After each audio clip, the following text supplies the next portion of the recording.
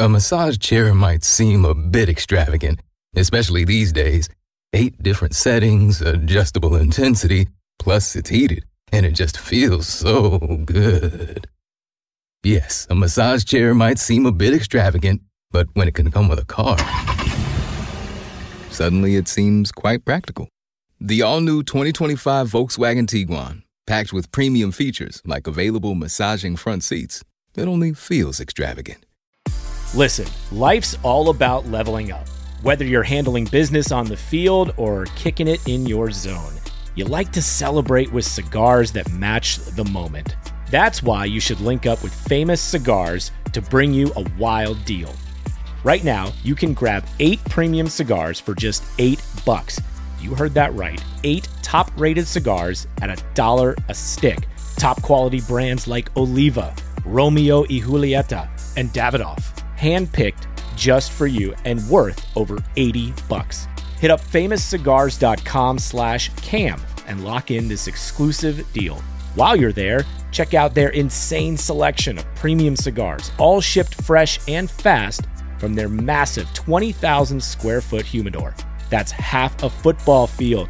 Famous Cigars has been in the game since 1939 and still family owned. So celebrate every win with the folks at Famous. 8 cigars for $8. famouscigars.com/cam. What's up, y'all? It's Drewski, and I've teamed up with Mountain Dew to produce a hilarious new basketball podcast called The Dew Zone with Drewski. Learn the backstories of your favorite ballers and celebrities like Jamal Murray. Did you have like a favorite team? Was it the Raptors at the time or no?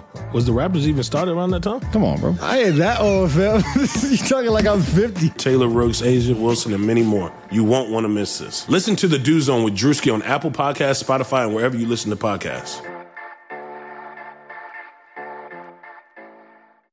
Hey everyone, before we get started, I wanted to tell you about Blue Wire Hustle, a brand new program where you can host your very own podcast here at Blue Wire. Hustle was created to give everyone the opportunity to take your podcast to the next level. Or if you want to host a podcast and just don't know where to start, Hustle is the perfect place for you. As part of the program, you'll receive personal cover art, Q&As with Blue Wire's top podcasters, access to our community Discord, and an e-learning course full of tips and tricks. And on top of that, we'll get your show pushed out to Apple, Spotify, Google, Stitcher, and all other listening platforms. And the best part is, you can get all of this for only $15 a month, the same rate as any other hosting site would charge you just for the initial setup. So whether you're starting from scratch or have an existing show that you want to grow, Hustle is an open door to leveling up your sports podcasting experience. Acceptance into the program is limited, so get your application in today. To apply, just go to bwhustle.com/join. Check out the description box for this episode to find out more, but that's bwhustle.com/join. The Timeline is a Blue Wire podcast.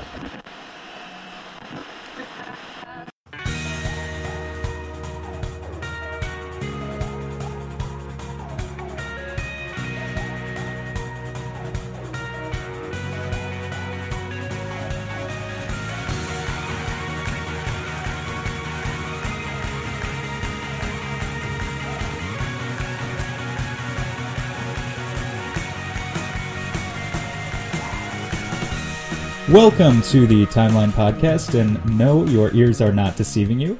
This is not the voice of Mike V. Hill.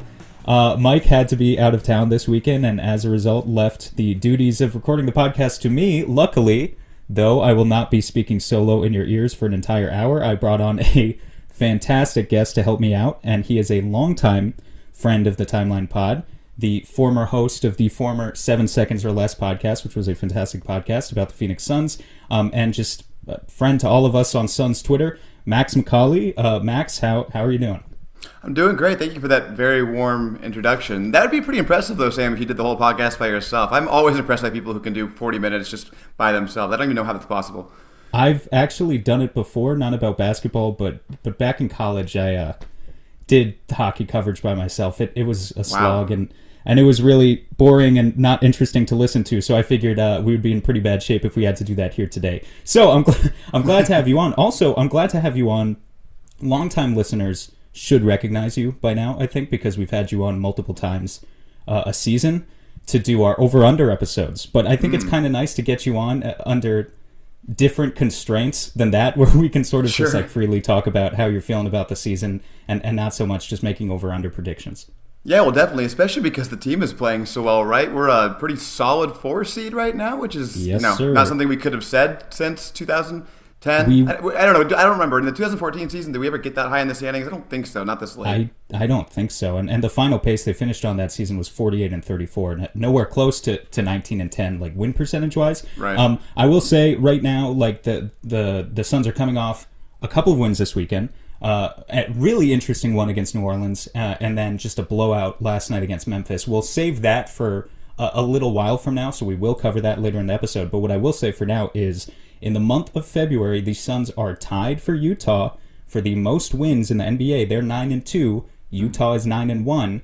And the Suns have the second best net rating in the NBA, a plus 8.5 per 100 possessions. Only the Utah Jazz are better. So, it's really remarkable. And we should have one more win than we have. We'll probably talk about that a little later. What did Chris Paul call that game? Dumbass loss, something like that. So I don't think it was that explicit, but it was something to that. It was pretty close. Yeah. Well, look, here's how we're going to start off the episode today. The All-Star news, I think, is pretty important because it's going to drop at some point this week. And so I wanted to get your thoughts. First of all, here's why I think it's an interesting conversation. So we know who the starters are now. Obviously, I think we all understand that there are only 2 realistic options for the Suns to get an All-Star this year, and that's Chris Paul and Devin Booker. And there's probably anywhere from 3 to 4, probably 4 guard spots remaining for the reserves of who can realistically make it. I think it's an interesting conversation because, well, I guess here's where I would start with it. In the past, Max, it's always kind of seemed like when we knew that the Suns were for sure not making the playoffs, we wanted Devin Booker to get into the All-Star game kind of as a way to defend his honor. Suns fans really, really cared about this last year. This year, don't get me wrong, there are a lot of conversations online about it. I'm at the heart of many of those conversations. But when you're 19-10, seem to be more or less a guaranteed playoff team, it doesn't necessarily feel like the consequences are as dire. Do you care about the All-Star game this year? And just kind of what are your thoughts on it generally? It's a really good question. I think you definitely nailed it when you point out the fact that, in the past you don't have anything else to think about. So it's really, whether Devin Booker is going to make the All-Star game or not is literally the only thing worth thinking about or discussing with respect to the Suns the last couple of seasons. Now you have a really good basketball team to watch and enjoy, so there's a lot more to talk about. But I do still think it's important. Particularly because, we'll get into it a little bit later, but I think one of the players in the Suns clearly deserves to be an All-Star. And based on your tweets, I know you agree with that. So that will be frustrating if he doesn't make it, especially because he's made it so many times before, spoiler alert. So I think that would be really frustrating. But I do think that part's interesting. But I think the other part about this is so interesting, Sam, is, we've always been on the other side of the do you factor winning into who you choose argument versus just individual performance. And so it's very interesting, particularly because the other player that I didn't just allude to, he's maybe not having as good of a season as he had last year, and so his argument is more based on the team's success around him. So it's just, I think the whole inverse relationship of how we've usually discussed this makes it really fascinating this year. Well, can I just say, like, the inverse relationship on it makes it a really interesting look at kind of, how do I put it, tribalism. I'm trying really hard to not be hypocritical in some of my critiques of other players this year, because the things that I used to say about Devin Booker, I think we can all say who you were talking about there. The things I used to say about Devin Booker last year and in years past, I really did believe them, and so I want the logic to stay consistent for year to year. But I think it'll be interesting here as we talk about it. Let's start with Chris Paul. Paul, I guess here's my plug. I'll only do it once. We just put out a video on our YouTube channel about why Chris Paul should be an All-Star. You should go watch it if you haven't. You should subscribe to our YouTube channel if you haven't yet. But in trying to come up with the argument for why he should be an All-Star, it's a multifaceted thing. I think, it's the fact that the Suns are 19-10. They're a top 4 seed in the Western Conference. But also just so much of the impact that the Suns have been able to win this many games in the first place, you can trace directly back to Chris Paul. And if you're an advanced stats guy, you can look at the advanced stats and say he's been fantastic. If you're a traditional stats guy, you can look at his stat line and look at, I honestly think right now, Max, if you look at Chris Paul's per 36-minute stat line, I'm not sure enough Suns fans have realized he's averaging 20 points, 10 assists on 50, 40, 90 shooting essentially now. It feels different in 2021 because there's a higher level of offensive superstardom overall in the league right now, right? So it feels different. Yep. But what Chris Paul is doing in 2021 is basically it's a Steve Nash-esque stat line. Like that's how good it's been. And I think if there's any one guy, I'll preface by saying this. If the Suns, I want both Devin Booker and Chris Paul to make the All-Star game. And we'll talk about the other candidates in a second. But if they do only get one guy, I do think that Chris Paul has to be that guy. I'm pretty firmly established in that opinion by now. What do you think? I totally agree with you on that. I think I said this to you on Twitter when you said something along those lines the other day. It's like, if you've been watching this team the whole season, it's inescapable that Chris Paul has been their best player. And you point out the offensive stats, which are very good, extremely good. He's the best offensive player on the team. But the defensive impact, I think, is also something that can't be overlooked. The Suns went from being a bad-ish, mediocre-ish to bad defense last year to being a really good defense this year. And, I mean, it's not all Chris Paul, but I think it is a lot his impact on the team and the culture, right? He gets them playing consistently. You can't... every single team that Chris Paul goes to becomes good defensively all of a sudden. It's not an accident, right? It's because he is the true floor general on both sides of the floor. It's what makes him so impactful. And as you pointed out, the advanced stats, all the impact stats, love him. I try to go into this being as objective as possible, particularly given the past we've had to really look at stats versus team performance when trying to get our own guy in. So I wanted to, I always want to focus on stats first, and then I go to team performance sort of as a tiebreaker. When I went and looked at this, so let's go ahead and look at what it is, right? So there's 3 reserves for front court, 2 guard reserves, and 2 wild cards, right? Mm-hmm. So we're focusing more on the guard reserves and the wild cards, obviously. Sure. The pool there is it's Dame, CP3, Booker, Mitchell, Conley, DeRozan, SGA, De'Aaron Fox, Ja Morant for the guards. That's who I had. Do you have anybody else in there? I honestly forgot even about DeRozan. I had everyone except DeRozan. Mm-hmm. So you're reminding me that it's a very wide pool. I tried to cast as wide a net as possible. So, obviously Dame's in there, and no one's going to debate that. He could have been a starter. But after that, just looking at all these names and all the stats and all that, CP3 to me just stood out as the lock. I mean, all the impact measures, all the traditional stats, he's great and all that stuff, Sam. It's really hard to balance the team performance and the individual stuff, right? Because Donovan Mitchell has not had that good of a season from an individual standpoint. He's had a great season. Yep. Utah wouldn't be where they are without him. But he's a lock, right? Whether he deserves it or not, he has to be a lock, just with Utah on the number 1 seed. So I think the conversation now is, it seems like we're on the same page. Dame is a lock, Donovan Mitchell is a lock. We both think CP3 should make it. That means if Booker's going to make it, he's getting the wild card spot. Yep. And the wild card spot, how about this? I'm just going to list off all of those other names. In comparison to Devin Booker, maybe tell me on a scale of 0 to 10 how disgusted you would be if each of these guys was chosen. So, let's start with Ja Morant. Ja Morant is a guy, I only saw him listed on one ballot, and I think it was Kendrick Perkins. That tells you something. Yeah. I know he's been pro Suns this season, but it still tells you something. So he was one of the guys who, when I looked at the stat comparison, he was just obviously a cut. There's really no argument. Is 10 really disgusted? I'd be 10. Yeah, and DeRozan, you did talk about casting a wide net. His argument's actually better than you'd think. The Spurs obviously have a really good record, not a good margin necessarily, but a good record. His stats are actually pretty good. I would not be that disgusted with him. I'd be in the 3 range, I guess. And because the other thing there too is you if it's somebody who's also on a winning team, you don't get disgusted by it, right? Because at least they're being consistent. That's true, and that's why I think it makes it interesting. Like when you get to Mike Conley. Yeah. In no way, shape, or form has Mike Conley... I'll read you off his stats right now. He's averaging 16.5 points, 3.5 rebounds, 5.6 assists per game. In no way, shape, or form has he had a better season than even Chris Paul. He hasn't had a better season than Chris Paul. I would agree with that. But have you seen his impact stats, Stan? I know. I've seen the impact stats, but there's a part of me that just doesn't believe it because I think the Utah case is and I know a lot of people have made this comparison, but you think about that 2015 Hawks team that had 4 All-Stars when they didn't deserve it. I think there's this phenomenon of conflating just a top record with actually having top-tier talent. Occasionally we just have these teams that are just so deep, and Utah is just one of those teams that they have 8 starters And I'm not talking about the 5 starters plus the 3 refs. I guess that would be 11 starters. But like just on their bench between Jordan Clarkson and Joe Ingles and Derek Favors, they have 3 guys who could start on most teams in the NBA. So and by the way, Jordan Clarkson's somebody who, if he played more and had the same stats, he'd probably be in this conversation too. I saw a legit. Who was it? It was Charles Barkley the other day who said Jordan Clarkson should be an all-star over Anthony Davis. And obviously that's Charles Barkley, so you don't look. You take it with a grain of salt.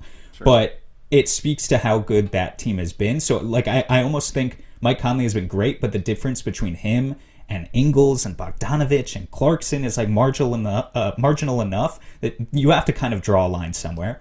And I just don't really see the argument for that team deserving three guys. So I fully agree with that. And we should probably mention, in case anybody doesn't know, like Rudy Gobert is definitely making it as a front court player. So we are talking about 3 versus 2, not 2 versus 1. So I actually have Conley in and not Mitchell. And I think it's because you're crazy. That you have to be the only person on planet Earth with that. I think. Well, the impact stats are just so ridiculous. I mean, I think some of that is inflated, like you're saying. It's just a really good team. But among the good players on the team, he is the one the impact stats love the most. I think Raptor, or whatever that one's called, that 538 has him like as like the 3rd best player in the league or something. Yeah. I don't think he's that good, but I do think the biggest difference between last year's Utah team and this year's Utah team is that Mike Conley just brought consistency to this offense. And I know that he was out for a little while there, and they still played well while he was out. But I think he kind of established sort of the way they're playing this year more so. I think that it's helped everybody on that team. It's kind of like the beautiful offense thing they have going on right now. Because Donovan Mitchell, he's a great player, but he's not that. He's a high volume guy, right? If you just lead the offense to him, he's just going to shoot a whole lot. And if he makes a lot of shots, good. If he doesn't, he doesn't. And he's like you said, his stats are not that much different from last season. They're kind of the same. I think his playmaking is a little bit better, but his scoring efficiency continues to be not very good. He's just not a very efficient scorer overall. Yeah. Mike Conley, his efficiency is very, very high. And you're right that his per game numbers will jump out at you, but I think his per numbers are better. And like I said, the impact. And I do think Utah deserves 2 starters, Gobert and one of the guards. I would just choose Conley. Yeah, it's interesting because, coaches, we have to remember who's voting on this. It's the coaches. Yeah. Coaches know stats, and they're not dumb about stats. Like, they understand what impact is. That's honestly why I'm feeling pretty confident about the coaches making the right decision regarding CP3. If they don't, I'll be very disappointed because they really do understand impact. But that being said, I think reputation just means so much. And so the thing that I can't get past when thinking about Conley is, if I'm a coach, I'm thinking about who do I design my defensive game plan around to stop. Sure. Like when they're looking down a list of guys and they see Donovan Mitchell and Mike Conley next to each other, and this is a Suns podcast, so we should drag his name back into it. Devin Booker, they're thinking about, I think what bodes well for Booker is they're thinking about how do we stop Devin Booker. And also they're thinking about how do we stop Donovan Mitchell when they play the Jazz. I'm not convinced that they're saying those same things about Mike Conley. They're kind of more willing to let him beat them. If he can prove it, especially after the last couple seasons he's had. So it's not that, I disagree with you that his impact has been great, but I just wonder, I think you'd be really hard-pressed to deny that leading scorer on the number 1 seed in the Western Conference an all-star spot. Yeah, and to be fair, I think it's going to happen. Like, I don't think Conley's going to make it. I think Mitchell's going to make it. It's just, if I were emperor of the NBA and making the roster, I would have Conley in over him. I do agree with you. I think CP3's, I mean, this might come back to bite me, but he feels like a lock to me. I really hope he is. I mean, because you have to lose your spot when you've made it. What is it, like 11 or 12 times? However times you made it. Like, that's kind of how this works with the coaches. They won't take it away from you, even if you're having a borderline like under other guys' season. Someone has to take it from you, and no one's done that here with CP3. I mean, he's going to be on the team, I think. I mean, again, it's a different NBA than it was 10 years ago. But I remember years where Nash, first of all, made it, averaging like 12 and 10. I remember years where Duncan made it in his late 30s, averaging like 13 and 10 for the Spurs. Reputation goes a really long way with these guys, I think. So I think, I really hope CP3 is a lock. I think the last thing we can say, just to finish off this conversation, where it gets really interesting is kind of where the 2 schools of thought come to a head. And this is how you introduce the conversation, right? De'Aaron Fox and Shai Gilgeous-Alexander are 2 young guys who are having good seasons. Like, they're legitimately having good seasons. De'Aaron Fox is here. He's averaging 23 and 7. And Shai is averaging 22, 5, and 6. Like, they're having good seasons. Their teams just aren't winning games. And so if you're a Suns fan, obviously you want to use the logic that was used against Devin Booker. And not above all, not necessarily turn the other cheek here and say that Devin Booker makes it over those guys. However, I will say, as someone who's been obsessing over this media person's ballot or that person's ballot a little bit too much, some people are picking Fox or Shea. I think KOC, who, it was on this podcast a few weeks ago, and Suns fans, a guy who Suns fans have a lot of respect for. KOC put CP3 on with one of his wildcard spots. He did not choose Booker with the other one. He went with Shea instead, which I thought was a bold move. Yeah, it is. And I think so. Again, when I went and compared these guys closely, Fox fell off like Morant. If you look at this, all the holistic stats and everything, he just isn't having as good of a season. SGA, though, is closer.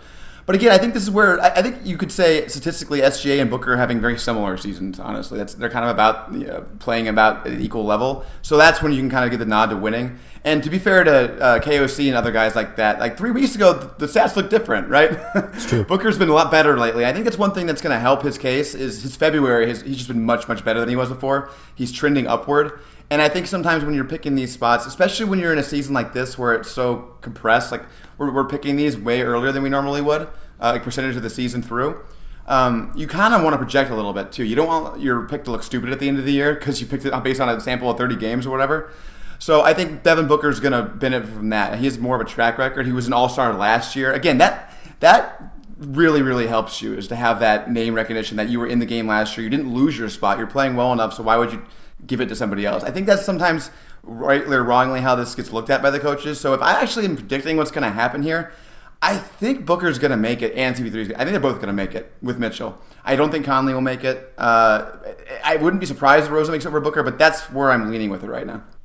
It's kind of silly, but doesn't it feel like if they beat Portland tomorrow, that's a big game. We can talk about that later. Mm-hmm. But if the coaches are voting on this any day, I think they're voting a couple days from now, being 20-10 versus being 17-13 makes a huge difference. It feels absolutely, especially if Booker's a huge game in that game and he's the reason they win the game or whatever. Right. It would be recency bias, right? It's really that close where it feels like any game makes a big difference. And so I think we're settled here. I mean, we want both of them to make it. I think at the very least one of them is definitely make it. I'd like to say both are. But I think it's just going to be one of those things. It kind of depends on the next couple days, and it'll come down to the wire, and we'll see. The last thing we should mention, because it may happen, is Zion could make it. Absolutely. But Davis is probably going to be out of his thing. We're guessing, right? Anthony Davis, he'll be selected, but he won't play. So Zion's a natural replacement for him. Do you call if a front court player is out, you can replace him with anybody, right? It doesn't have to be a front court player. You can replace him with anybody. I think they're probably more likely to replace it with a front court player, but you can do it with anyone. Okay, so I think if Zion makes the team on the first ballot through the coaches, then I think that it's probably more likely that they would give it to a guard. But because Zion's probably going to be on the team, is I guess the point I'm trying to make. I think it'll probably be through injury replacement with Davis. That's why I didn't talk about him a whole lot, because I think he's making it that way. Well, and that's a pretty good segue actually, because Zion's a guy who's given the Suns some trouble. So I want to move on to kind of just the last week in general, and really the last couple of weeks. We started off the episode by talking about the Suns have been the second best record in the NBA in February. Max, it's been a really interesting stretch for the Suns because they're winning games, but I think we need to talk about it in the context of this is a team that's doing a lot of things that are perplexing to us. Is that how you would put it too? Yeah, they are extremely perplexing. It's a team. I mean, everybody in the NBA is sort of this way to some extent because of how much three-point shooting matters. The variableness to it. There's a lot of ups and downs with the Suns, but I think the whole league in general. But I think the Suns are particularly that way.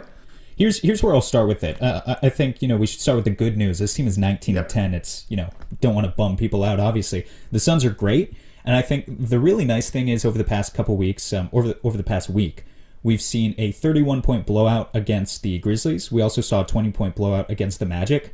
It feels like our greatest fears earlier in the season, like when they blew a game to Detroit and Washington, are not being realized as much anymore. If you're a legitimate contending team, you need to take care of business against below 500 teams. And so I think something that's really encouraging we've seen from the Suns over the past couple weeks is we have games like we saw last night where they don't let bad teams back into the game. And they just take care of business and kind of sleepwalk their way to victory. And I think if you're a fan, it's easy to sort of take that thing for granted and not necessarily have as much fun watching the game. Yep. But just to speak for myself, I was having a ton of fun watching the game last night, at least especially in the first half, and then maybe not as much in the fourth quarter when something I've talked about with Mike before. I really wish this team had, just a quick aside, I really wish this team had more fun players to play in like the fourth quarter of blowout. They have games. one, man. He's just in the G League right now. I know, and we'll touch on that later too. But I don't think Suns fans should take that for granted. This team taking care of business against bad teams. Agree. And I think a big difference, and I think something that gets a little overlooked, although we all know it, but I just don't think we talk about it quite enough, is this team didn't have two of its better players for a while, and that was Šarić and Campaign. And you really are seeing their impact lately. Those guys have been really, really good this season. And, I don't know if they're going to continue being this good. I mean, Campaign is starting to make it impossible not to believe it. One thing, real quick, I want to ask you this. I have this written down, so I might as well get to it now since I just brought his name up. So Campaign went 5 for 7 from 3 against the Grizzlies last night. He's up to 45.7% on the season. Famously, he was above 50% in the bubble. Is that from 3? That's from 3, yeah. Oof. Altogether, since joining the Suns, he's shot 48% on 75 attempts from 3 now. So I guess my question for you is, how real do you think this is? How good of a shooter is Campaign? It's a hard question. It's a good question, but it's a hard question. I'm not a shot doctor. What I like about Campaign... Okay, I'll be honest. 48% or whatever, that's not... Eventually, that will regress. But I think the idea is, as long as he can settle in the 35 to 40 range, slightly above average, Campaign has shown us that he has enough other skills that it doesn't matter, and I think that's the beauty of it. First of all, it was really nice to see him. He had 19 points and 7 assists last night. A lot of those points did come in garbage time, but still, it was nice to see Campaign have a good game again, because you're right, it did feel like it's been a while. I think what I really like about Campaign, more so than kind of any other player on this roster, he's shooting, the stat I have here, he's shooting 42% on pull-up threes this year. That's really important. And I think tomorrow in the game against Portland, we're going to see just how important it is, because they're the king of that, even without CJ McCollum. They've got Damian Lillard. They've got all these shooters who just pull up from 3. Having a guy off the bench in bench units when Chris Paul and Devin Booker are sitting, who can just pull up in rhythm into that 3-point shot. It's not like Campaign does it a lot. He does it, maybe 1 or 2 times a game. I think yesterday he might have done it 3 times. But having a guy who you actually trust when he's going into that position is such a privilege, and I really don't think it can be understated. It was one of the main things that I wanted James Jones to cover this offseason, and I was a little disappointed when they didn't bring in another outside guy who could do it, because I didn't believe that Campaign could honestly do it. But at this point in the season, what I will say is I don't know if 48% 3-point shooting is real. That means he's shooting 50% on spot-up threes or whatever. But I do think he has a nice, repeatable pull-up shooting form, and he's comfortable taking that shot. And that confidence is really nice to see, and it's a massive privilege in a bench guy. Yeah, I totally agree. 48%, obviously, he'd be one of the best 3-point shooters in NBA history if he was shooting that. That's not what he's going to shoot. But, when you say if you get from 35 to 40 from him, it'd be great. It would be really, really great if you get the 40 rather than 35, right? If he's shooting 40% from 3, that just makes him a really, really interesting bench guard. And, if you can keep that up, especially the pull-up stuff, it could be a potential starter down the line. That's what you need your starting point guard to do. But I'm with you. I mean, I think Campaign has proven that he's reliable, and I think that we underrated how much it matters to have him in the game. He also pushes the pace really well, Sam. Something I like about him. We don't have that as much when he's out. I like some of our other guards. I think Etuan Moore has been really good for us. Langston Galloway is obviously just completely ridiculous from 3. But Campaign is the only guy who kind of can give the Suns another look on offense. He kind of is the antithesis of what CP3 does. CP3 is much more slow down, and I think the Suns need some of that, especially with their second unit when they have some of the younger guys like Cam Johnson. I think plays well with that kind of speed on the court, so it's nice to have that look. You mentioned the pull-up 3 being so important, and that's, I think, a nice segue to the other thing I had written down that I want to talk to you about is Devin Booker. He shot well from 3 last night, Sam, but he hasn't been shooting well from 3 very much this season, or really ever. On the bubble, I think he did, but otherwise, in his career, he really hasn't, except for 3-point shootouts in the All-Star break. So how important do you think it is for him to be able to add that tool to his game? The Damian Lillard tool. He's the kind of person you think about, right? That's a really interesting question, because we didn't plan this. I didn't know that you were going to ask me that. Mm-hmm. I think it's everything. Mm-hmm. That's my honest opinion. And I've been holding my tongue on it because Devin Booker is... first of all, I have a certain emotional connection to Devin Booker, but also Devin Booker has proven legitimately that he has basically every move in his bag when it comes to the offensive repertoire at this point. You know, he's got a crazy post-up game. He's got the mid-range game. He's a fantastic finisher. We've seen him shoot like 70% at the rim in past seasons, which is like as good as Anthony Davis. He's got every move. Also, you know, again, just as an aside, it was nice to see him get like some spot-up looks last night. Like Cam Payne was creating for Devin Booker corner threes last night at a certain point in the game. That was really refreshing to see. It feels like we don't see a lot of that. But when it comes to Devin Booker's pull-up game, and the reason I brought up Cam Payne in the first place, Booker is shooting 31% on pull-up threes this year. He takes about 3 of those per game. It's like if there's one thing, I think Devin Booker has made great strides with his playmaking. He's made a certain amount of improvement with his defense. If I could lock Devin Booker in a gym for the next 12 months, or next offseason, if we can wait for this to come next offseason, if I could lock Devin Booker in a gym and tell him to work on one thing to come back with in the next season, it's that. It's pull-up shooting. Because if Devin Booker becomes a good pull-up three-point shooter, it completely changes the angles at which any and all defenses, opposing defenses, can guard you. Like, the pull-up three-point shot is the thing that dictates what the opposing defense is and isn't able to do. And I think what's so interesting about the current NBA revolution is that you look just 5 years ago in the NBA, there were 2 guys in the entire league who could kill you with pull-up threes. Their names were Steph Curry and Damian Lillard, and they're still doing that to this day, right? But what we saw from NBA defenses as a reaction to that several years ago is drop defenses really became popularized, like what the Milwaukee Bucks have been doing for the past few years, up until now, and I'm getting to that in a minute. Drop defenses were massively popular for the last few years, and it would just be like, you knew that drop defenses don't work against amazing pull-up shooters, but you also knew that there were only 2 guys who could kill you from the pull-up three. And so you just circled the dates when you had to play Lillard, and you circled the dates when you had to play Curry, and you tried to do something else. But otherwise, you stayed with your scheme. You can't do that anymore. And it's been like, I don't want to pretend that it's been all this season. It's been a gradual thing. But over the past 5 years, each and every year, we see more guys pulling up from 3 comfortably. Like, to the point where this year there's probably... I wasn't prepared for this, so I don't have the stat on hand. But, like, there's probably 20 guys in the NBA now who take at least 5 pull-up threes a game. Sure. And I'll look it up, and I'll post it on Twitter after we're done recording here. Like, you've got guys like Jaylen Brown pulling up from 3 now. It does so much to break every defense in the NBA. And so, you know, to credit Devin Booker, I don't think Devin Booker should become Steph Curry or Damian Lillard. I don't think he should take 12 pull-up threes per game. I think he should continue to do what he does that separates him from every other shooting guard in the NBA, which is use his body in the post, get to whatever spot he wants from the mid-range. However, generally speaking, if there's a skill that Devin Booker hasn't made any improvement on for the past 4 years, while broadly speaking the entire league continues to add that skill, that means Devin Booker isn't getting... He's not the same, he's getting worse, because he's falling behind in what is a league-wide trend. So, I absolutely think if the Suns want to be like a deep, deep contending playoff team, Devin Booker already has almost the perfect offensive package, but there's just this one other little skill that it would be so amazing for him to add. I couldn't agree with everything you just said more. You nailed it. I won't add too much more to that because you basically summarized everything I think perfectly. I think for this team to reach its ceiling, Booker just has to get better at that. You see, Portland is just decimated by injuries right now, right? They're playing with a ton of replacement level players, but the reason why they still have a good record, they're just 1 game behind us, I believe, as of today. It's because Dame Lillard just breaks the defense, right? He just makes it easy on everybody to score and be efficient because everyone's just terrified that he was going to pull up from wherever.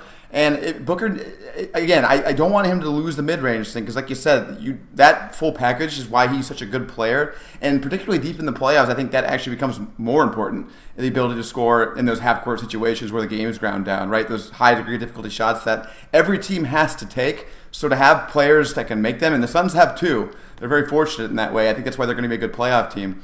You don't want to discard that or anything. I don't want, like you said, him to go to 12 pull-up threes a game. I think that's wrong. But he's got to do it more. The degree of difficulty to score efficiently is just too high on Devin Booker right now. So I think that's why his scoring is down, right? It's 24 points per game. Because there's more guys taking shots on this team now. There's more offensive weapons. Chris Paul has a very high usage. So you're not going to get as many spike games if you're just taking all twos. You got to make them all, right? That's the part of the thing about 3-point shooting is it can really spike. And it's just, like you said, I think you summed it up perfectly. It's the last missing piece of his offensive game that we need to see him add, and the sky is the limit if he does. Yeah, no, exactly. Like, I want to frame it in the right way. Like Giannis has flaws. Everyone talks about how Giannis can't shoot. He's still an amazing, at the rate he's going, future Hall of Fame player. So it's not to say Devin Booker is bad because he doesn't shoot pull-up threes. I don't want to get Eddie Johnson on me, but it's like if there's one identifiable skill that makes this guy unbeatable, it's that. And Chris Paul, if we look at the two of them, Chris Paul doesn't even take a ton of pull-up threes, but he's been the better guy at doing that. And we see its impact in the fourth quarter when Chris Paul, he gets 4 or 5 assists in a row, and then he just kind of flips a switch and says, okay, I'm just going to pull up into a 3 now, and there's nothing you can do about it. Yeah. And we've seen the impact that has on the game. And when Devin Booker is able to do it, which sometimes he can, last night, for instance, 30-point blowout. So, I think the value is just so obvious. Before we head to break here, I want to bring up one thing, and I want that's flipping to the defensive side. Mm-hmm. There's been nothing more perplexing to me. The Suns are a top 10 defense still. I think they're 7th as of today. Top 5 net rating in the NBA. Just this week alone, giving up 90 points to Orlando, 128 points to Brooklyn, 114 points to New Orleans, where they played some of the worst defense I've ever seen for 3 quarters, and then some of the best defense I've ever seen for the fourth quarter, and then 97 points to Memphis.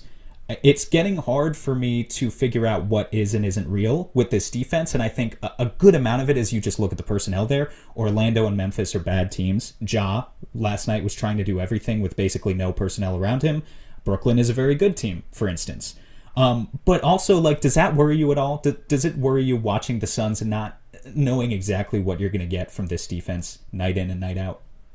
A little bit. I would say it's not my primary concern because I do think they're a good defense. And I think like every other NBA team, a lot of it just comes down to 3-point luck. The Grizzlies shot 5 for 33 from 3 last night. You're not going to have a lot of points if you do that. Right. The Nets, the first half, defense looked just fine because the Nets weren't making any shots. We were blowing them out. Second half, they made every shot, especially in the fourth quarter. Jeff Green didn't he make like 4-3 or something like that? I mean, that's going to make your defense look worse. So there's some of that going on, but there's also some flaws there. I mean, I think in that same fourth quarter, we can point to the Nets game. I don't know what the hell Monty was doing with Ayton in that game. It didn't make any sense at all. It was a complete catastrophe. I liked it. Did you? Well, I mean, it didn't work, but you think that's results-based analysis. The first thing I'll say about that is the further we get away from the Nets game, the more I'm just willing to write off a lot of it, just like you were saying, to 3-point luck. Like Jeff Green and Joe Harris hit everything. Yep. And the Suns could have defended it better for sure. But like you said, in games like that, there's not too much you can do. You're kind of in a lose-lose situation when you're forced to either help. If you're Mikal Bridges and Jay Crowder and your guy is Jeff Green or Joe Harris in the corner, and you're forced to either help on James Harden or go out and contest the guy who's hitting everything, it's kind of a lose-lose situation. That being said, I kind of like what Monty was doing. I like the idea that DeAndre Ayton needs to prove that he can go out there and switch on guards like that in the playoffs, because ultimately I think he does need to do that. I think Ayton didn't hold up his end of the bargain, and again, I'm kind of over that game now, so we don't have to talk about it at great length, but for whatever reason in that game, he just didn't look engaged. So it's a really interesting point that you just made there, because there's a difference between trying to teach this team how to do things they need to do in the playoffs and just winning one discrete game, right? Yeah. If that's Game 7 of the NBA Finals, you're probably not so happy with the way they played that game, because you have to win the game in that situation. And I think, from that standpoint, I get it. I agree with you. I think one of the selling points for Ayton, it's one of the reasons why he has a lot of value defensively, is that he is one of the better bigs at being out in the perimeter, right? He has really good feet. He can stay with people, but I guess my counter to that would be like the Nets went so small that no big in the league is going to be able to defend that way. Your only advantage is going to be having the big down low so that he'll get every single rebound. You force them to make every single shot. That would be your advantage in the situation. Like if you're going to play with the big out top like that, have somebody like Crowder do it or something. You don't need to have Ayton necessarily do that. But I see your point that it's sort of a teaching moment thing, and it's interesting, and maybe in the long term we'll look back at this and be like, hey, that was really good that we had Ayton get cooked by James Harden there. Maybe he learned some lessons there. Well, maybe he did. I don't know. I'd hope he did. I think it kind of comes down to a philosophical idea, and probably anyone who wants to be a coach needs to think about this. To what extent are you willing to play your game versus making adjustments. You know, like we often talk about how we want the Suns to kind of, or I at least often talk about this, how I want Monty, and we'll touch on this in a bit too, to settle on a core group of guys and really stick with that guys and not, you know, dictate different starting lineups every game depending on matchups, because you want to settle on who are actually your guys. That applies to late game fourth quarter lineups too, and kind of what you do with the defense. I will say something that's really interesting. This is a stat that I looked up recently, and I think it really explains a lot about what the Suns are doing. I was recently on the Locked On podcast with Brendan Clean. He's great. One thing I ranted to him about was how I don't like how the Suns are doing so much switching. And that was 2 days ago, and I might have already changed my mind. The reason I said that, it does depend on matchup. I really complained when the Suns were doing this thing, if you remember, not in the most recent Pelicans game, but in the game before that. I posted some clips of Zion just getting whatever matchup he wanted, because the Suns were switching on everything. The Suns came into the Pelicans game this week, and they did less of that, but they were still doing some of it, whereas like Zion could get whatever matchup he wanted. Brandon Ingram could get a switch onto like Etuan Moore or something, right? Or Devin Booker, and it just became disastrous, and they could attack the guy that they wanted. A benefit of the Suns doing that switch that I think often doesn't go noticed. The Suns are giving up the second fewest corner threes per game among the NBA. I recently noticed a stat, and here's why I think it's interesting. You look at the 4 teams in the NBA that are giving up the fewest corner threes. It's the Philadelphia 76ers, Phoenix, the Clippers, and Utah. 4 of the best defensive teams in the NBA, also 4 contenders, straight up, I think. Like we could say 4 of the 6 or 7 contenders in the league. Sure. I think what the Suns are doing is kind of interesting. Because like anytime if you're not going to switch, then a lot of times what you're doing is you're playing guys in like a high show. You're showing them at the level of the screen, right? And what you're doing when you do that is you basically concede a rotation. Like you're throwing an extra guy at the level of the screen, so you already know your guys, the other 4 guys behind are going to have to rotate. A lot of times for the offense, the ball just kind of inevitably finds its way to the corner. The Suns are playing this very interesting conservative style.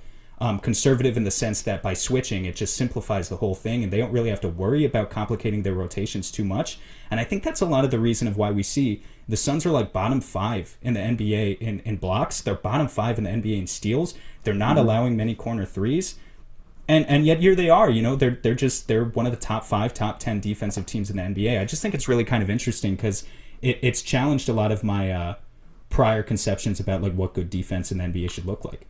I think it's a really good defense to play in the regular season, right? Because like the regular season in some forms is just kind of a math problem, right? You're just trying to win the most games possible by just maximizing your efficiency on both sides. And I think the easiest thing defensively for the Suns to do is that system you just described, right? The switching system that doesn't allow corner threes, the most efficient shot in the entire NBA.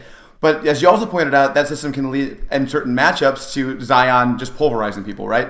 So in a playoff series, when you're playing Zion 7 times, not that I think that will happen. I don't think they're going to make the playoffs, but if you did, I don't think you're going to want to do that, right? You're going to have to adjust that system because you're just going to get destroyed. So I think it's one of those things where, you know, I think it's fine that they're doing it, and I appreciate the fact that we are a really good defense. We're winning a lot of games, but I really hope they have in mind that it's not going to work for them against some of the harder matchups in the playoffs.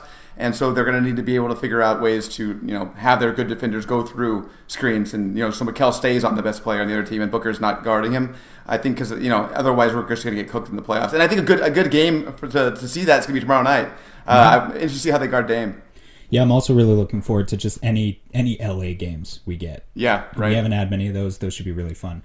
I think I'm way past time here where I'm supposed to take a break, so we're going to take a quick break. When we come back, Max, I have to ask you about a certain rule that is riling up a lot of Suns fans online. We'll be right back. The economy is made up of real people doing real stuff, and it affects everything. Which you obviously know since you're a real person doing real stuff. Marketplace is here to help you get smart about everything beyond the what of the day's business and economic news. We dig into the how and the why with the real people driving our economy. From big tech and interest rates to small businesses and what's happening at the Fed, Marketplace breaks it all down so you don't have to. Listen to Marketplace wherever you get your podcasts. Welcome back. Max, we have to talk about Frank Kaminsky. Yes, we do. Honestly, I'm surprised. I'm surprised we've made it this far without mentioning his name. He's been a big part of this team lately, Sam. And before we say anything else, I got to eat some crow here. You and I have had disagreements in the past over Mr. Frank Kaminsky. I think you've been the one saying that he is an NBA player, and I've been the one saying he should be in Russia or something. So I'm going to give you the floor to gloat over me. Well, Frank Kaminsky is definitely an NBA player, Sam. He is definitely an NBA player. I don't feel like that's gloating very much. Here's what I'll say. Mike and I already kind of had some of this conversation last week. Mm-hmm. For those who are out of the loop, the Suns are 8-0 when Frank Kaminsky starts. Last week when Mike and I recorded, they were 6-0. Then Jay Crowder replaced him in the starting lineup against Brooklyn. The Suns lost. Jay Crowder was subbed back out, Kaminsky back in, and they won 2 more games. So they're still undefeated. They're 8-0 now. And I think I said everything I had to say about it last week, Max. I kind of said that I don't like the way I've heard it described. For instance, I saw a post on our Suns the other day, Suns Reddit page, that was like, Frank is our starting lineup, Jay is our closing lineup. And that's effectively what's happening right now. I don't agree with that being a good philosophy, is the thing. Yeah. But I'm willing to make my peace with the fact, and this is what I said last week, I'm willing to make my peace with the idea that Monty isn't going to go away from what's working, at least for the time being. Frank is going to keep starting until we see a bad turn of luck for the Suns, and I think that's just the way it is. But how do you actually feel about, you're willing to admit that he's an NBA player. How do you feel about him starting over Jay Crowder and so on? Listen, again, it's the regular season and it's working, so it's hard for me to be too upset about it. I think some of what he's benefiting from is some shooting luck for sure. I don't think he's going to shoot quite that well from 3 going forward. I mean, his efficiency numbers still aren't very good even with that, but he has kind of opened up the offense, I think. It really helps Ayton, it seems, to have him out there rather than Jay Crowder. It just kind of opens things up a little bit more for whatever reason. Maybe it's the passing. I don't know. But I think it's kind of similar to the conversation we just had about the defense, right? I don't think you're going to get away with starting Frank Kaminsky in the playoffs, particularly not in the later rounds of the playoffs, if the Suns are so fortunate to make those. So to a certain extent, it's like, yeah, it's working now, but what are you building towards? You know what I mean? Like, is he even going to play in the playoffs? Maybe. And that's the thing I actually want to ask you about in just a second here, but we'll stay on Frank for now. I really don't like results-based analysis. Like, yes, the only game they lost recently was the one where he didn't start against Brooklyn or play at all against Brooklyn, but I wouldn't say that was the reason, would you? I don't think that's why it happened. They were winning by 20 points a half. And I have a stat for it. The one stat I'll throw out here is I looked at what's the Suns' net rating over this 8-0 streak. Mm-hmm. Because, look, I can't be a hypocrite too much. I'm the inventor of Bridges' law, which is 11-2, by the way, for those who know what it is. The Suns are 11-2 when Mikal Bridges hits his first 3-point attempt of the night. So that's results. That's me. That's a meme, essentially. I don't actually believe that it has any bearing on the game, if we're being honest. Now, with Frank, over this 8-0 streak, the Suns have a plus 8.4 net rating when Frank Kaminsky is on the court. That's very good. Mm-hmm. They have a plus 15.7 net rating when he is off the court. That's better, Sam. I don't know what to do with it exactly, because right, like, I feel like the only reasonable analysis there is the Suns have been very good with Frank Kaminsky on the court, but their bench has also been amazing over the past 8 games. So, like, you can't say it's just Frank Kaminsky. He's not losing you games, but also the bench has been amazing. Dario Saric returned. He's been fantastic. By the way, he had a season-high 19 points last night and continues to just look great, right? And that's interesting. He's so good, dude. That's interesting. I love Dario. Because it's the antithesis to what you're doing with Frank. And you're going to play 2 bigs in your starting lineup, and then you're going to go small ball 5 all the time. It's just really weird with the mismatched lineups. But both of them are working. So I don't really know what complaints we can have about them for the meantime. I do think ultimately, though, I agree with you. The Suns are probably wasting time, and eventually you can't start Frank against Kawhi Leonard, and you can't start Frank against either LeBron James or Anthony Davis. So, they got to figure it out eventually. Not to mention, you can't start Frank against Damian Lillard, I don't think, or Steph Curry when he comes, right, when either of those guys come around those screens. But I guess that'll be put to the test potentially tomorrow. Yeah, no, I think you're right, and I definitely think you're right when you say we're going to see Frank going forward. I mean, Monty's a coach. He's a rather old school coach, right? Although he's been more new school than I think I expected, and that's been good. But he's not going to go away from Frank after the one time he did it. They lost. It's just not going to happen. They're going to need to lose a couple games first.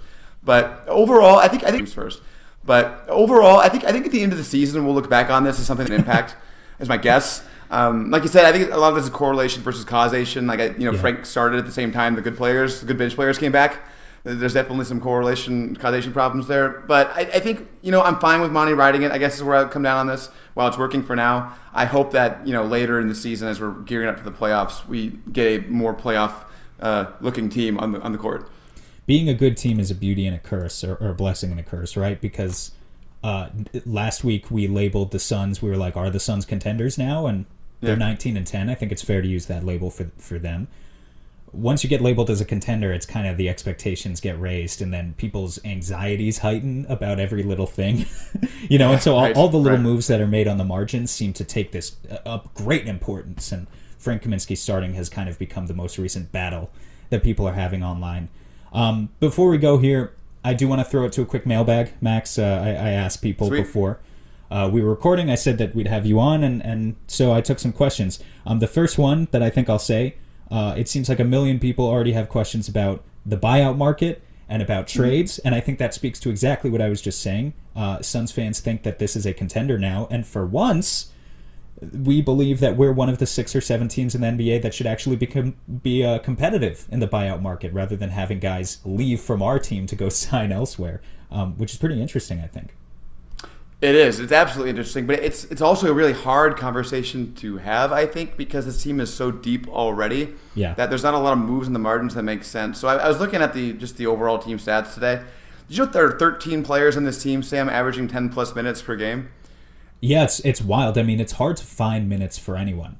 Yeah, it's because the reason why that's even possible is because of DNPs, right? Some players will just not play, and then they'll play 10. But that just shows you that this is a crowded team, and they have too many players who deserve to play, basically. Well, and so go ahead. No, you go. I was just going to say, so if you look at the playoff rotation potentially, because that's what you have to look at when you're thinking about the buyout or trade, right? You're looking at who can we add that will be part of our playoff rotation. So right now, I would see if you agree with me on this. So Booker, Paul, Bridges, Ayton, Crowder, Sarge, obvious locks in the playoff rotation, right? Yeah. That's 6 players. And then I think Cam Johnson, that's probably safe to call him a lock too. I think he's going to be in the playoff rotation. Cam Payne is pretty damn close to lock for the playoff rotation. Would you agree with that? They might do the stagger between Book and CP3 to make sure Cam never has to handle minutes by himself, but they need him for like 12 to 15 regardless, I think. Yep, so that's 8 players, right? And so you only play 9 or 10 players in the playoffs at most, right? Sometimes you play 8, some teams do. I don't think this team will. This team's more of a deep team. But the Suns back in the day played 7 back in the day. I remember that. I think there was even a game where they played 6 in that one season where everyone got hurt. That was tough. But so the question you're gonna go with then, so those are your 8. What do you need then? I think probably what sticks out is kind of another backup big, right? And so maybe that's Frank. Is that who that's going to be? It could be, unless you get a better guy, and so here's the first question. Let me just credit someone here. George Lim asks, any players we can sign off waivers or trade for, and he mentions DeMarcus Cousins, Blake Griffin, Drummond could all be very good options. So, I wouldn't say all. Well, let's talk about it. So I think Frank is the guy who's going to be your next big off the bench in the playoffs. First of all, let's talk about this. This is assuming the Suns could cut Damian Jones. Mm-hmm. He's the guy who goes in any of these events, and no one's gonna feel bad about that. DeMarcus Cousins, it was just announced yesterday. It's shaping up to be a very interesting buyout market, because these are guys who all make, not DeMarcus Cousins, but at least the other two, Blake Griffin and Andre Drummond, make like $30 million a year or more, and they're all flawed players in a sense. But the prospect of any of them actually being bought out, it's not something that typically happens. Like the prospect, for instance, Andre Drummond at $30 million is a very flawed player. He's not a very good offensive player. He's one of the best rebounders of his generation, but we know he commands a lot of touches and doesn't actually make smart decisions with the ball a lot of the times. And it's something that's plagued him throughout his career and led to people labeling him not a winning player. All of that stuff is stuff you can argue about when a guy makes $30 million a year. When a guy gets bought out and suddenly he's the last guy on your bench, like Andre Drummond going to Brooklyn is terrifying. Something like that, like a player that talented playing for like $2 million for the rest of the year on Brooklyn, is a terrifying proposition. So I think there is a thing here where it's like, is it an arms race? The Suns have this spot. They could get rid of Damian Jones and pick someone else up. And do you want to see other teams that you're competing with now get better while you stay the same? What do you think? So it's a loaded question. I mean, the answer is definitely no. You don't want to see other teams get better while you stay the same. The worry is that you're going to make yourself worse, right? And that's the key here, because I think whatever player you pick up, and I think we both have in mind a backup big. I think everybody has that in mind. Yeah. You need to make sure that person's going to fit in and do what they need to do within the scope of the offense, right? The worry when you bring in somebody like DeMarcus Cousins, Drummond as well, but definitely Cousins, is those guys are former stars. They're used to being stars. They're used to having big roles. How happy are they going to be not playing at all on some nights, and then on other nights playing 5 to 8 minutes and being asked really just to rebound and play defense? That's all that they're going to be wanting to do. Like you said, Andre Drummond fancies himself quite an offensive player. He likes to take a lot of shots. We don't want that on this team. For sure. Not at all. And I think go ahead. Sorry. No, James Jones has a type too. That's probably important to yes. mention, right? And that goes right in with what I'm saying, exactly. That's why part of what this is. James Jones is not going to want to turn the team over in the backup units to a guy like Drummond or Boogie. He's going to want that person to play within the scope of the offense, and that's why I lean more towards players who I just trust to not have the ego situation coming in. You know what I mean? Boogie is kind of hilarious because, first of all, I don't think the fit is that good. I think everything that Boogie does well at this point, I'll give him credit for one thing. He can rebound in a way that Sarge can't because he's so big. But I think everything else that Boogie does at this point in his career, he's not a very good finisher anymore. He doesn't move very well in space. He shoots threes, but not super well. And he has good vision. He's always had good vision for a big. But I think everything Boogie does well, Dario just does better, basically, except for the rebounding. But the other thing that's funny about Boogie specifically is CP3 and him have a history where a lot of it is just they're two very intense competitive players. But if you look back into the history of CP3 and Boogie, it's like a very long timeline of them calling each other immature publicly to the media, which is hilarious. It's hilarious. So, I think for a long list of reasons, Boogie doesn't make very much sense either, and he doesn't feel like a James Jones guy whatsoever. Can I say one name I'm watching for? Aaron Baines. That's really interesting. Aaron Baines is, and it feels kind of obvious, right? But he's making, I think, about $6 or $7 million a year, but he's got a team option for next year, and he's not having a good season for Toronto. He's been the scapegoat for the Raptors of a lot of people talking about why is Aaron Baines starting? He shouldn't be starting. For the record, maybe that's true. But I do believe that there's a guy in there. You could still get the guy you had last year in Phoenix for maybe 10 or 15 minutes per game. I don't know. I think, I haven't heard any rumors that he's actually going to be bought out, but it seems like it could be possible to me if he continues playing as poorly as he is. And even with him playing that poorly, I would definitely be looking out for his name. He certainly fits the culture. Then, Yeah, so no doubt. No, I think he fits almost everything. I think it's a really good call by you. The one thing he doesn't quite have is the athleticism, which I would like to see. Which is why I think if Andre Drummond was actually dedicated to playing the role that we need him to play, that's pretty ideal on a minimum or whatever. And maybe that's what Brooklyn will get. Unfortunately, I don't think he'd do that with the Suns. I don't think we've quite reached that level of destination that a player like him would come in for a cheap contract and play that role. But I think we know Baines would fit into that role. He's already done it. So I agree with you. That one makes a lot of sense to me. Another guy, not as good, like JaVale McGee, a guy like that. Yeah. That's the kind of guy you're looking at here. Yeah, and someone mentioned JaVale McGee as another option the Suns should trade for. Again, man, with Drummond, it's just if Brooklyn gets Andre Drummond and really just unlocks his motor and convinces him to just chase balls for 15 minutes, 20 minutes a game, that team is they're really good. And so are we if we could do that. I just don't know if we can. I think that's my answer to everybody saying about the Drummond thing. It's and ideally it'd be amazing, but I just don't see it being realistic. McGee would require a trade, and so I'll address another question here from Mike Notham. He says, given the short-term ceiling of this team with CP3, how open to an aggressive win-now move should the Suns be at the trade deadline? Obviously, we've been talking about buyout candidates. That's easy. You just cut Damian Jones. But a trade, how do you feel about that at this point in the season? Well, I hate to say it depends. I'm going to say it depends. It's very lawyerly of me, but it depends on what the trade's going to be, right? If Kawhi Leonard states he doesn't want to be in the Clippers anymore, Paul George tears his ACL and he's just out, I would trade a lot to go get Kawhi Leonard and try to win this year, right? Because that gives you a real chance to win this year, a really, really good chance. If it's just on the margins sort of a thing, where, maybe not on the margins is the wrong way to put it, but a kind of a borderline all-star where I trade everything, Ayton and everything, to go get that guy, say he's 32 years old or whatever. Maybe not. It's going to really depend on what the trade is. But I do think I question a little bit the premise that we're on a short timeline here. I mean, it's not 10 years for CP3, but who knows? I mean, he might be this good next year again, right? And maybe the year after too. We don't really know. He's defying age already. Once you're in the defying, like Tom Brady just showed us, once you're defying age, it's kind of hard to put a restriction on you. But I do think that, in all likelihood, this team does have a shorter window because of CP3, so I would be very, very aggressive in getting somebody who I think would actually give them a chance to win the title, I guess is how I'd put it. It's kind of crazy because this entire time it's just been assumed that CP3 is, a 2-year solution for the Suns, and then they need to find the next guy afterwards, which, for the record, I believe too. But I've never really considered, maybe he does this for 3 or 4 more years. Right. Yeah, I know. I mean, John Stockton, I was looking at the assist leaderboard yesterday because Chris Paul just passed Oscar Robertson. Congratulations to him, by the way. He's now 6th on the all-time assist list with 8,000, close to 9,000 assists. And then John Stockton is up there with 15,000. And that's because he played until he was 42. And they're kind of similar, right, in the way they play. They're very floor generally. They don't rely on their athleticism, which is why I think they can play for so long.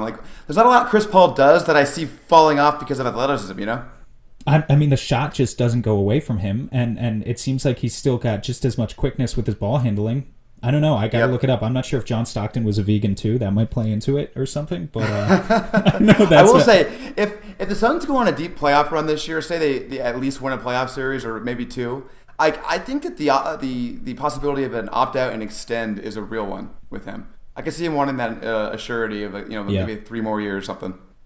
Yeah, it's a crazy thought. Yeah, we just got to get to the playoffs this year first and see what happens. Yes, we do. So many things could happen. Zach Quinn here says, can you talk about Jalen Smith and what he's been doing in the G League? Because I see people already writing him off. Max, I haven't watched anything beyond G League highlights. I assume you haven't either. But I thought this was an interesting question, and so I looked up the stats. Jalen Smith is playing in the G League right now for the Clippers affiliate because, unfortunately, we know what happened to the Suns affiliate. Mm-hmm. He's only played 3 games.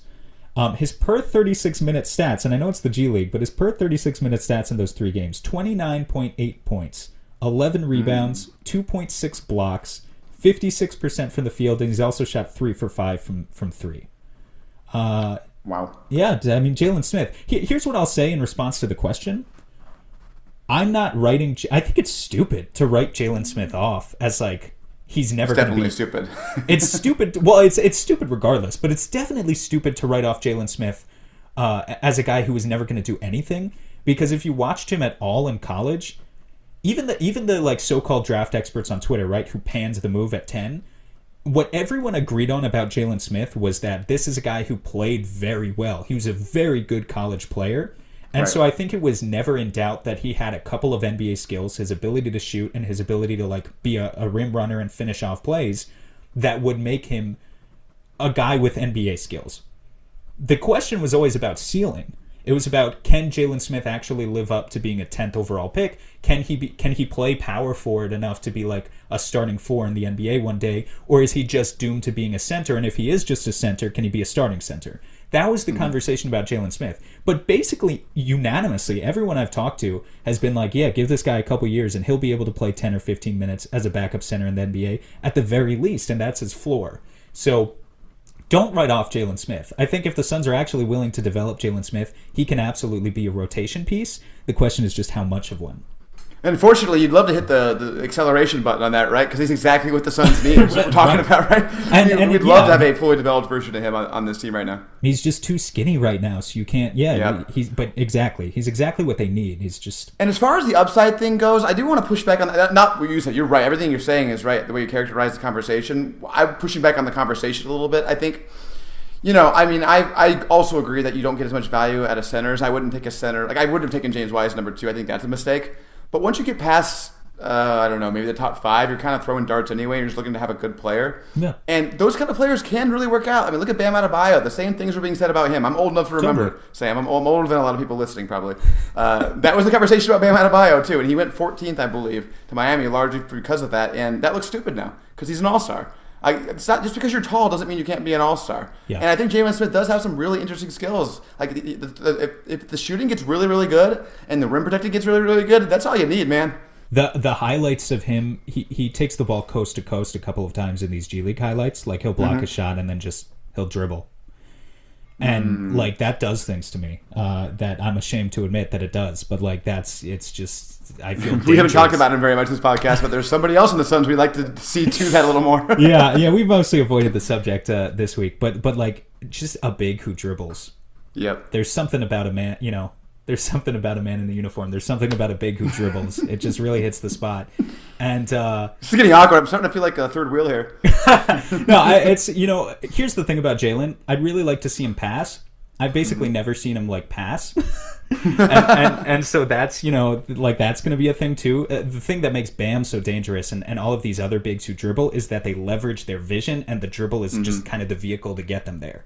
So if you can't do, there's two parts to the formula, and you got to put them together. But just the fact that he has the confidence to do it in the first place, like we saw him in preseason challenge Gobert on a closeout from the 3-point line, and then just go right into his body. He did that in preseason as a rookie. So I definitely think that the talent is there. It's just this team is so deep that he hasn't had the chance to play.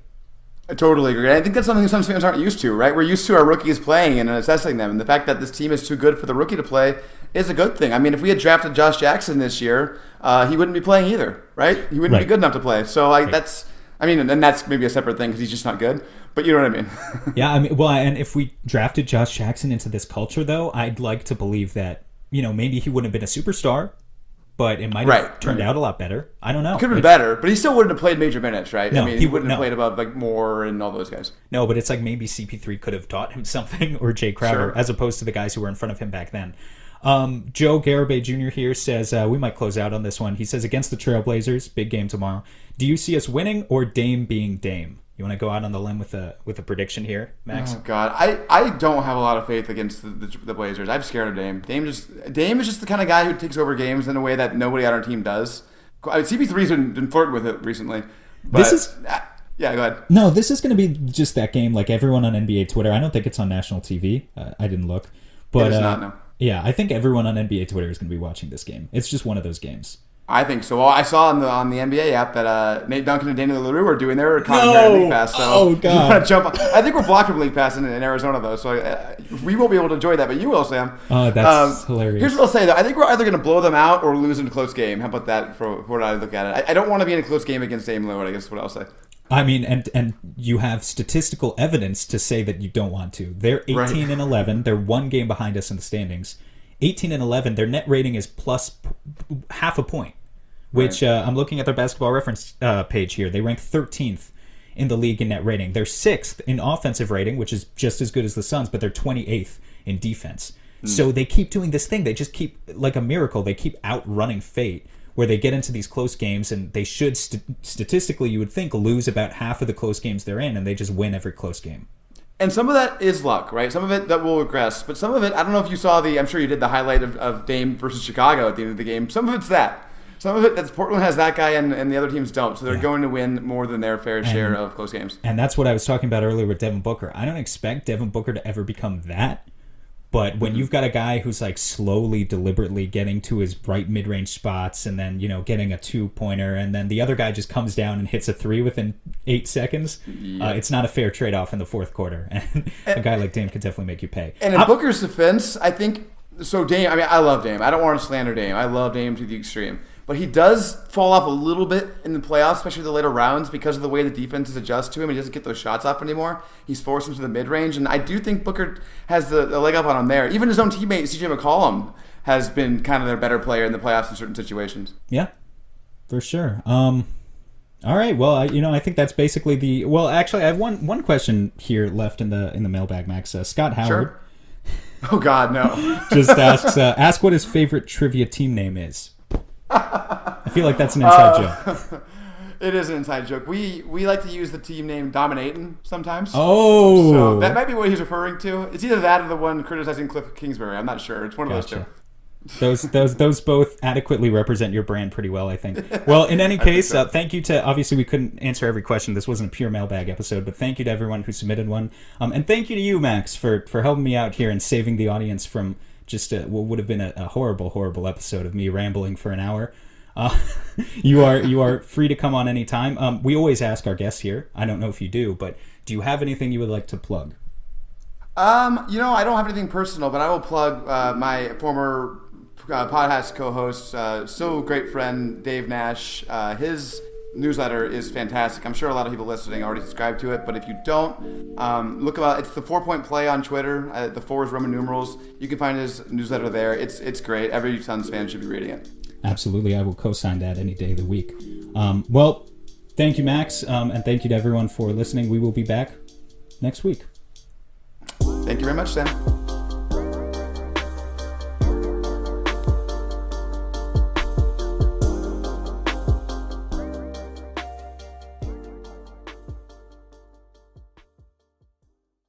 Sugar Ray Leonard, Roberto Duran, Marvelous Marvin Hagler, and Thomas Hearns. Legends, whose four-way rivalry defined one of the greatest eras in boxing history. Relive their decade of dominance in the new Showtime sports documentary, The Kings, a 4-part series premiering Sunday, June 6th, only on Showtime. This episode is brought to you by Ro. Confidence is everything. Women can sense it, and trust me, they love it. But if you're in your head worried about performance, that swag, unfortunately, gentlemen, it's gone. Ro Sparks keeps you ready. When the moment hits, you can step up like a superhero and handle your business. No doubt, just confidence. Fellas, Ro Sparks gets you ready fast, dissolving under your tongue and working in 15 minutes on average. No waiting, no missing the moment, plus it stays active up to 36 hours. So when the mood hits, you can go back to back to back, round after round after round. Ro connects guys with medical provider 100% online, so there's no awkward conversation with in-person providers. Go to ro.com/sparks to see if you qualify. If prescribed, new sexual health patients gets $15 off Sparks on reoccurring plan. Connect with the provider at ro.co/fourth to find out if prescriptions Ro Sparks are right for you. That's ro.co/fourth for $15 off your first order. If approved, treatment ships directly to their door. Compounded drugs are permitted to be prescribed under federal law, but are not FDA approved and do not undergo FDA safety, effectiveness, and or manufacturing review. For full safety information, go to ro.co/safety info.